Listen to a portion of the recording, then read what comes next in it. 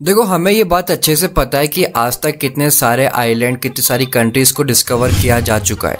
लेकिन दुनिया में कई ऐसी जगह हैं जहां लोगों का जाना अलाउ नहीं है। लेकिन नॉर्थ सेंटिनल आइलैंड उन सब में सबसे अलग ही है। इंडियन ओशन के अंडमान निकोबार आइलैंड्स के बीच में छुपा हुआ नॉर्थ सेंटिनल आइलैंड दुनिया के सबसे आइसोलेटेड और डेंजरस जगहों में से एक। अब मैं ऐसा क्यों बोल रहा हूँ, आप ये सोच रहे होंगे। यहाँ एक ऐसी ट्राइब रहती है जो मॉडर्न दुनिया के कॉन्टेक्ट में कभी नहीं आई और जो किसी भी आउटसाइडर को अपनी दुनिया में घुसने तक नहीं देती है। अगर अब देखा जाए कि ये जो आइलैंड है वो एक्चुअली है कहाँ पर, तो north sentinel island Andaman Nicobar के आर्किपेलागो का हिस्सा है और इंडियन टेरिटरी के अंदर आता है। यहाँ की पॉपुलेशन जो सेंटिनलीज ट्राइब के नाम से जानी जाती है वो लगभग 60,000 सालों से आइसोलेटेड है। यानी कि 60,000 सालों से किसी को नहीं पता कि यहाँ पर कौन लोग रहते हैं। ये ट्राइब किसी भी कॉन्टैक्ट को वायलेंटली रेजिस्ट करती है। सेंटिनलीज लोग एक ऐसी एंशिएंट लाइफस्टाइल को फॉलो करते हैं आज के टाइम पर जो दुनिया के डेवलपमेंट से बिल्कुल अलग है। उनका कल्चर, उनकी लैंग्वेज और उनकी जीवन शैली एक मिस्ट्री है, क्योंकि किसी भी एंथ्रोपोलॉजिस्ट या रिसर्च ने उनके बारे में आज तक पूरी इन्फॉर्मेशन कभी नहीं दी। और देखो, मजे की बात यह है कि इस आइलैंड का साइज लगभग 60 स्क्वायर किलोमीटर है और ये घने जंगल और कोस्टल रीफ से घरा हुआ है। यहाँ जाने की छोटी से छोटी कोशिश भी लाइफ थ्रेटनिंग साबित हो सकती है, क्योंकि सेंटिनलीज लोग हर आउटसाइडर को अट्रैक्ट करते हैं। इंडियन गवर्नमेंट ने इस आइलैंड को ऑफिशियली ऑफ लिमिट्स डिक्लेयर कर दिया है और दुनिया के सबसे रेस्ट्रिक्टेड एरियाज में से माना जाता है। लेकिन आपको ये भी जानने की जरूरत है कि मैं ऐसे हवा में बात नहीं कर रहा कि ये लोग किसी भी आउटसाइडर को घुसने नहीं देते। इससे पहले ऐसे बहुत सारी कहानियां हैं जिसको साबित करती हैं कि ये लोग कैसे भी और किसी भी लोगों को अंदर घुसने तक नहीं देते। हर बार जब किसी ने आइलैंड के पास जाने की कोशिश की तो इन लोगों ने उन्हें तीरों और भालों से अटैक किया। देखो, बात है 2006 की, जब दो फिशरमैन गलती से नॉर्थ सेंटिनल आइलैंड के कोस्ट के पास चले गए। जैसे ही उनका बोट आइलैंड के कोस्ट पर पहुंचा, इन लोगों ने उन्हें मार दिया। इंडियन अथॉरिटीज ने उन फिशरमैन की बॉडीज को वापस लाने की कोशिश तक की, लेकिन उन्हें भी वहां जाने से रोक दिया गया। ये क्लियर मैसेज था कि ये ट्राइब किसी भी तरीके से किसी भी आउटसाइडर को एक्सेप्ट नहीं करेगी।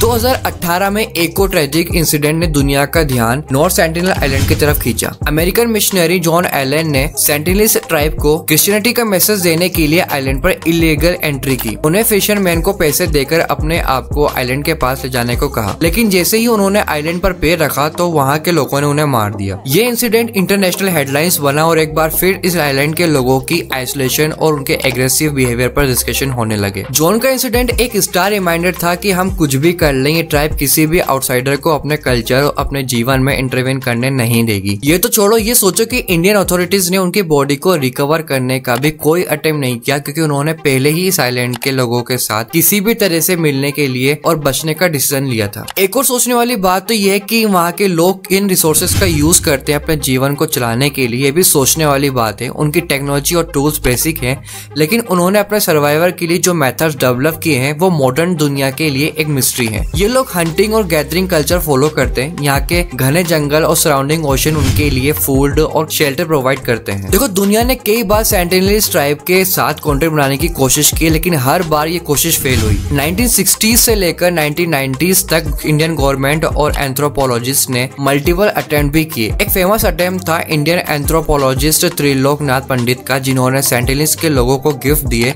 और फूड भी ऑफर किया। पहले तो ये ट्राइब ने गिफ्ट जो हैं वो एक्सेप्ट करने से मना कर दिया, लेकिन धीरे धीरे उन्होंने इन्हें लेना शुरू कर दिया। लेकिन कभी भी ओपन कम्युनिकेशन नहीं हो पाई। 1991 में एक बार फिर वहाँ के लोगों ने गिफ्ट लेने के लिए एक डेलीगेशन को अपने आइलैंड के पास आने दिया, लेकिन ये कॉन्टेक्ट ज्यादा दिन तक नहीं हो पाया। ट्राइब ने जल्दी ही फिर से आउटसाइडर्स को अपने आइलैंड से दूर रखने का काम शुरू कर दिया। ये इस बात का सबूत था कि सेंटिनलीज लोग अपने आइसोलेशन को बार बार बरकरार रखना चाहते हैं। सेंटिनलीज ट्राइब की सेफ्टी और उनके आइसोलेशन को मद्देनजर रखते हुए इंडियन गवर्नमेंट ने 1997 में नॉर्थ आइलैंड पर किसी भी तरीके का कोई भी विजिट हो उसको इलीगल करार दिया।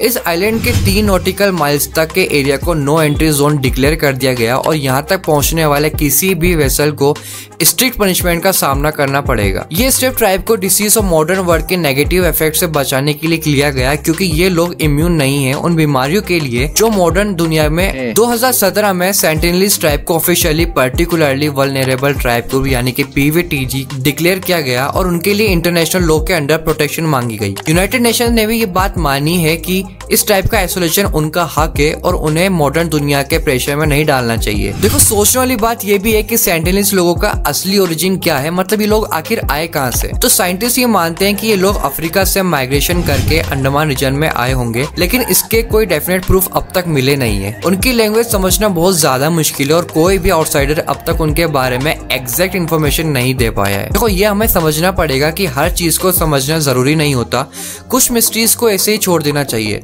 तो आप बताएं कि इस आइलैंड की स्टोरीज को सुनकर और सोचकर आप क्या सोचते हैं? क्या एक बार फिर से हमारी जो गवर्नमेंट है उसको एक कदम लेना चाहिए कि इस आइलैंड पर जाके वहाँ के लोगों से बात करी जाए, या फिर इस आइलैंड के लोगों को ऐसे ही छोड़ देना चाहिए? तो अगर आपको ये वीडियो थोड़ी भी इंफॉर्मेटिव लगी हो तो आप वीडियो को लाइक कर सकते हैं, चैनल को सब्सक्राइब कर सकते हैं ताकि ऐसी वीडियोस आप तक और अच्छे से आ पाए। तो मिलते हैं किसी दूसरे वीडियो में दूसरे टॉपिक के साथ, तब तक टेक केयर।